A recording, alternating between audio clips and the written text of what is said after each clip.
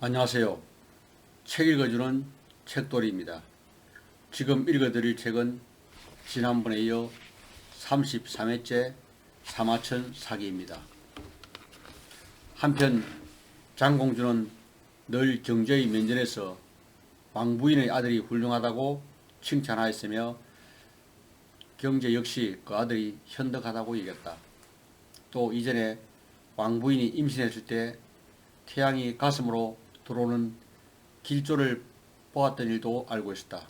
단 태자를 바꾸는 대기에 있어서는 아직 최후의 결정을 하지 않았다. 왕부인은 경제가 유리에게 원한을 가지고 있는 것을 알고 있었고 아직 그 노기가 가시지 않은 상태를 이용하여 몰래 사람을 보내 대신으로 하여금 유리를 황후로 세우라고 능청을 하도록 하였다. 어느 날 대행이 주청을 끝낸 뒤 황제에게 옛말에 자식은 어머니를 귀하게 여기고 어머니는 자식을 귀하게 여긴다고 하였습니다. 지금 태자의 모친은 봉호가 없으니 마땅히 왕으로 옹립하셔야 할 줄로 아옵니다. 라고 말하였다. 경제는 격노하면서 이것이 네가 마땅히 할 말이냐 라고 꾸짖었다. 그러고는 곧장 조사를 명하여 대행을 처형하도록 하였으며 태자도 패하여 인강왕으로 강등시켰다. 유리는 더욱 원한을 가지게 되었고 더구나 경제를 만나지도 못하여 이로 인하여 우울해하다가 죽었다. 이렇게 하여 결국 왕부인을 왕후로 세웠으며 그니가 낳은 아들을 태자로 삼았다. 왕후의 오빠 신은 개후에 봉하였다. 경제가 봉하자 태자가 뒤를 이어 황제가 되었다. 태후의 모친인 장하를 높여 평원군으로 봉하였으며 전부는 무한후에 그리고 진성은 주양으로 봉해졌다. 개후는 술을 좋아했고 전분과 전성은 본래 탐욕이 많고 문사에 능하였다. 여인의 치마폭에 둘러싸인 황제. 한무제는 용주의 대략이라 하여 영걸스러운 황제였지만 초기에는 주위의 여인들에게 시달려야 했다. 16세에 즉위한 무제에게는 우선 할머니 두태우가 있었고 어머니 왕태우가 있었으며 그리고 장모이면서 고모이기도 한 대장공도 있었다. 이들 모두 무제를 황제로 만든 1등 공신들이었다. 두태우는 노자의 심지에 유교를 선호하는 무제와 그를 둘러싼 진흥 세력을 결사적으로 견제했다. 또한 두태우의 친족인 두영과 왕태우의 이복 동생인 전부는 인척관계를 이용해 마음대로 건세를 휘둘러 방자한 모습을 보이고 있었다. 한편 무제의 부인은 진황후였는데 바로 대장공주의 딸로서 사촌관이었다. 그런데 진황후는 자기 어머니인 대장공주가 무제의 즉위에 결정적인 도움을 줬다는 점을 항상 과시하고 있었다. 설상가상으로 무제의 형제는 일남 삼녀로 모두 여자 형제밖에 없었다. 실로 무제는 온통 여자들에게만 포위되어 있는 셈이었다. 위 항운의 자는 자부로서 원래 한미하였다. 그녀의 집안은 위씨로서 평양후의 봉음에서 살았다. 자부는 평양공주 집의 가기였다. 황제 즉위 초 몇 해가 지나도록 후사가 없었다.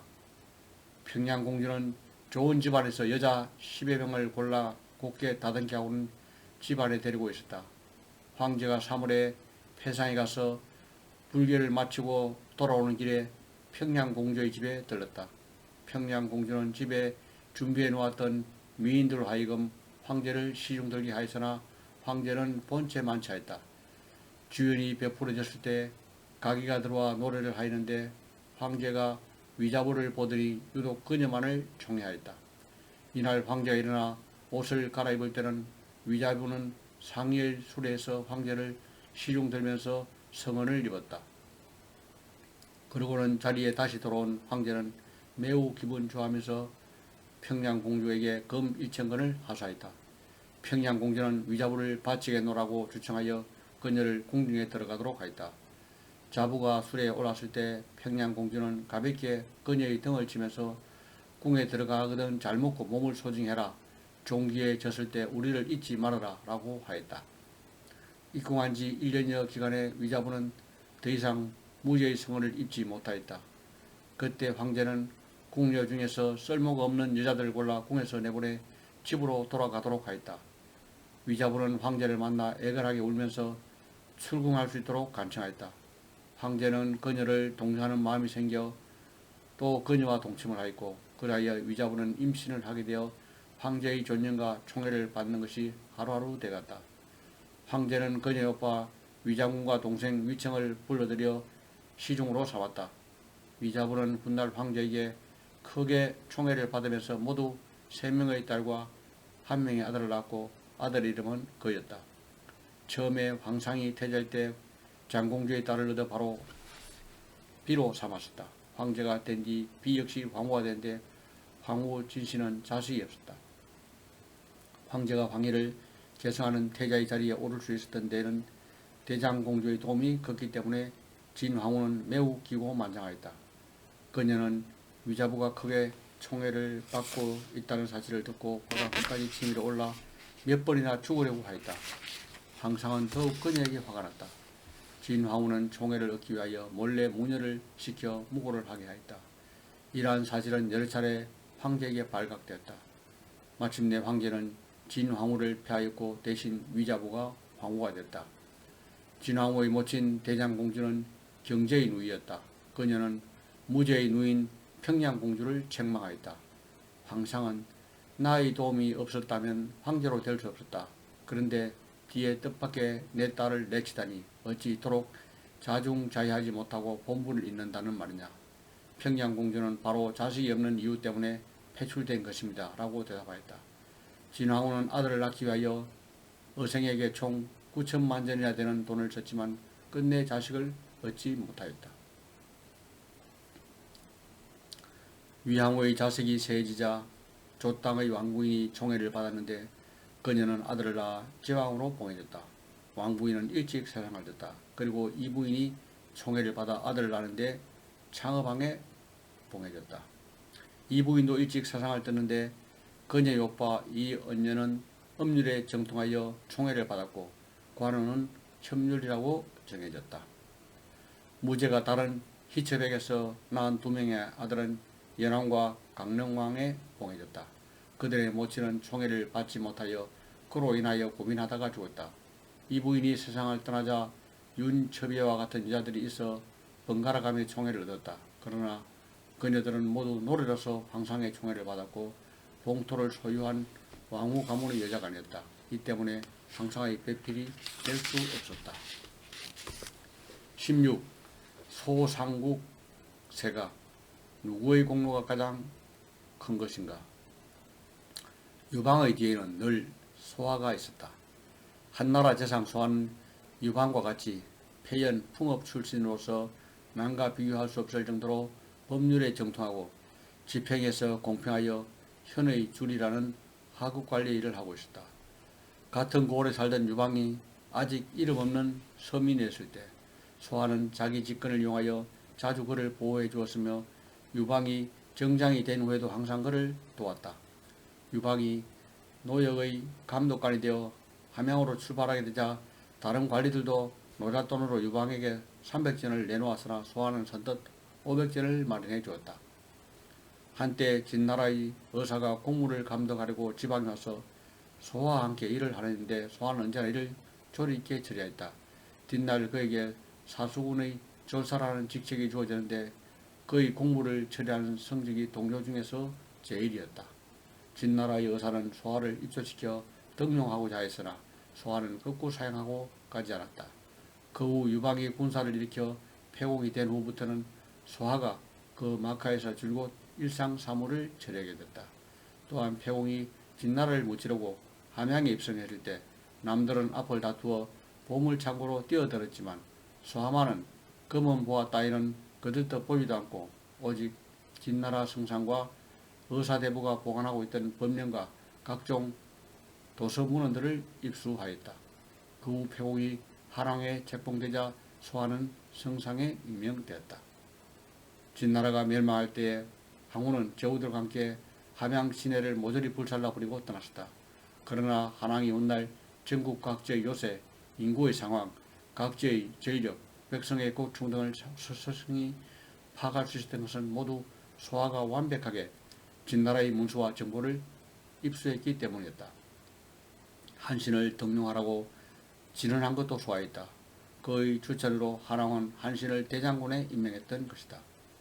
한왕이 동쪽으로 진군하여 삼진지방을 정복하고 있을 때 소아는 성상으로서 후방에서 파촉을 다스리고 백성에게 선정을 베풀며 정령을 공표하고 전방의 군대를 위하여 양식을 공급하였다. 한왕 2년 한왕이 저우들과 함께 초나라를 공격하고 있을 때 소아는 관중에 머무르며 태자를 받들고 수도 역양에서 정무를 처리하였다. 그는 각종 법령과 제도를 제정하고 종묘와 사직, 궁전 그리고 현업을 건립하였는데 항상 먼저 한왕에게 보고하고 한왕 역시 항상 이를 비준하여 시행하도록 하였다. 시간이 촉박하여 미처 보고하지 못할 경우에는 가장 적합한 방식으로 처리한 뒤 한왕이 돌아왔을 때 다시 보고하였다. 소아는 항상 관중의 가거수와 인구를 정확히 파악하였으며 수로와 육로를 통하여 군량미를 운송하여 전방에 있는 군대에게 제공하였다.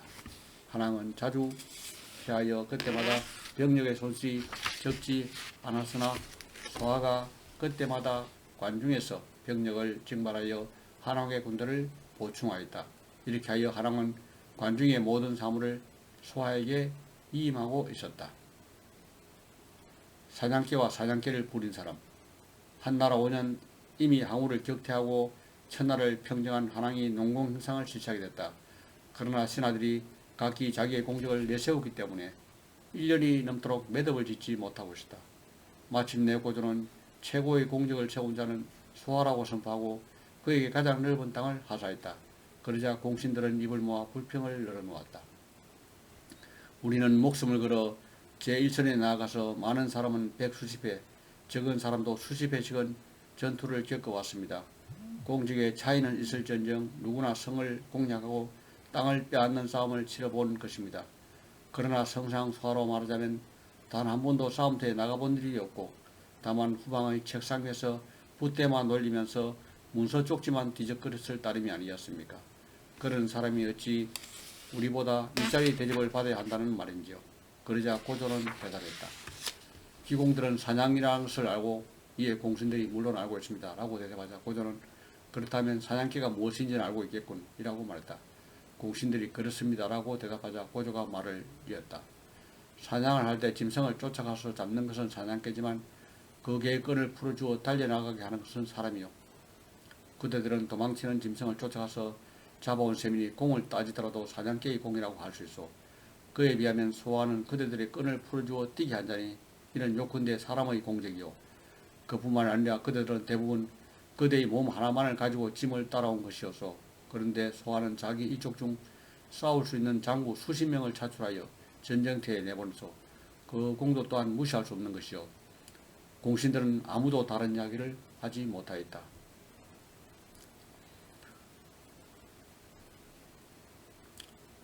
조참은 몸에 72군데 상처를 입도록 싸우실 뿐만 아니라 그 공로 또한 누구보다 큽니다. 그분이야말로 제1위 해당합니다.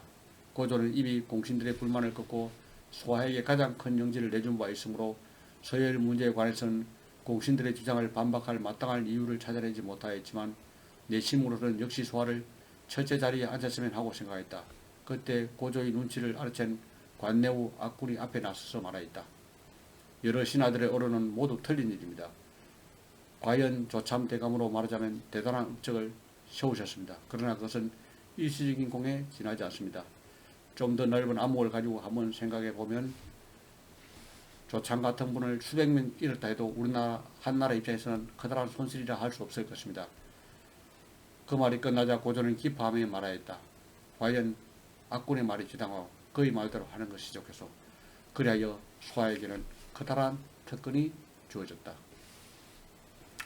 임금 처세에 오를 때도 신을 벗지 않고 칼을 차는 것이 허용되었으며 입주하여 아련할 때 보통 신하와 달리 종종 걸음을 치지 않아도 된다는 특별 대우를 해주게 되었던 것이다. 이것으로 책 읽기를 마치겠습니다.